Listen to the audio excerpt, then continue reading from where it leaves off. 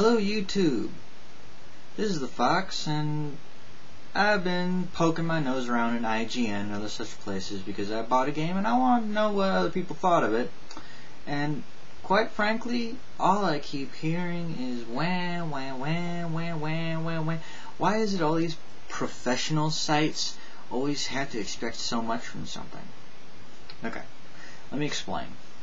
Recently, D3 Publishing and Vicious Cycle brought out a game called Eat Lead: The Return of Matt Hazard. Now, in Eat Lead, you play the role of Matt, who is a gaming wash-up, who basically had been spending time in retirement after 25 years of gaming history. Well, Matt gets his chance to, get a second crack at fame, only to find out that in the new game that he's supposed to be the star in, he's not. He's supposed to die in the first level and doesn't exactly seem too thrilled with that, and neither does his mysterious counterpart QA, who helps him survive, I guess, and persist through the rest of the game. After all, a game with only one level isn't exactly exciting. Throughout the game, Matt does several things uncommon to most video game characters. For one, he knows he's a video game character. He breaks the fourth wall constantly, which is kind of funny, because you don't often have a video game character talking to you, the player. Essentially, you go through different stages and you fight various, parody-themed enemies, such as, Russian soldiers who could parody anything from, the Call of Duty franchise to the Metal Gear franchise. SOCOM soldiers that are obviously, they're water pistol wielding, soldiers obviously parodying SOCOM. 8-bit and 16-bit sprite characters reminiscent those of, Wolfenstein 3D.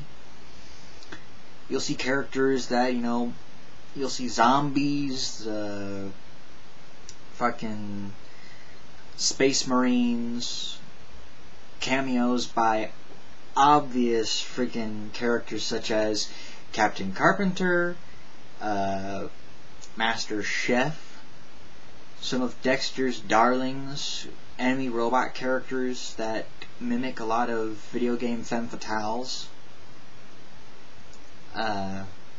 Of course, then you have the game's supposed villain / hero, who is supposed to be the main character, Sting's Sniper Scope, who just sounds a lot like, the Governator. Matches his persona exactly to a T when it comes to, the action hero genre. Now, about the game itself, I can say that, yeah, it may not be one of those, oh, you've got to have it kind of games, because, it's not Gears of War, it's not Halo 3, it's not, Fable 2, or any of these other extremely lengthy fucking games.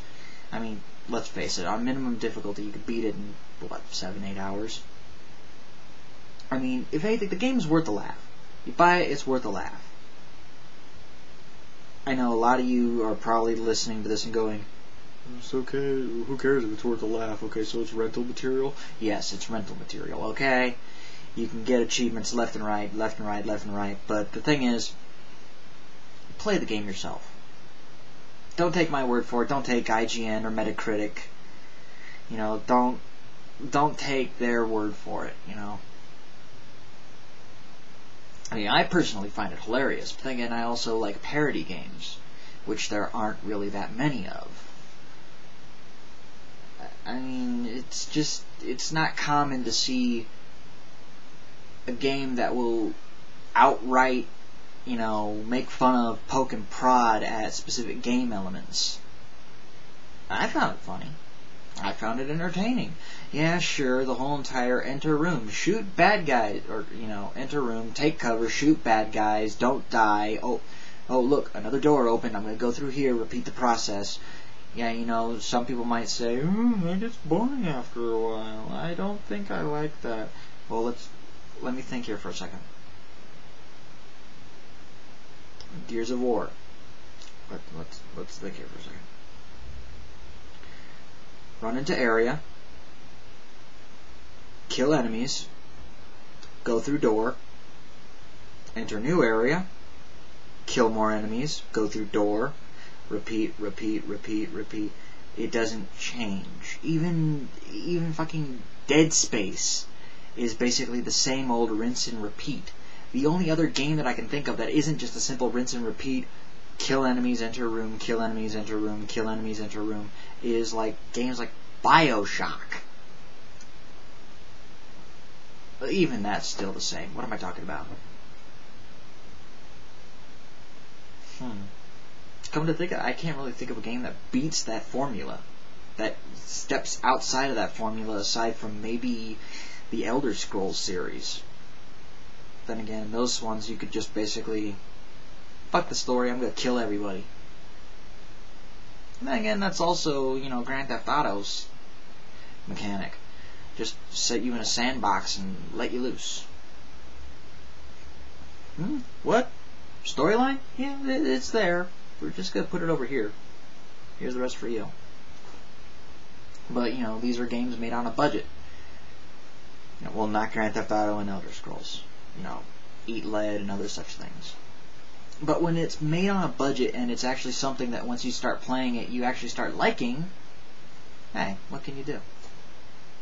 Okay, so my opinion is one thing. You might play it and hate it. I mean, yeah, the game's rated T, so you're not going to see, you know, buckets of blood and gore, but if you wanted buckets of blood and gore, you know, why not just go play Left 4 Dead for a while? Now, there you go. Lots of, you know, mindless zombie killing for you. And that never gets old.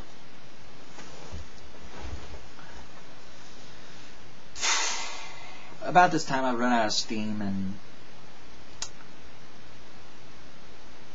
yeah, that's basically all I want to say about it. So remember,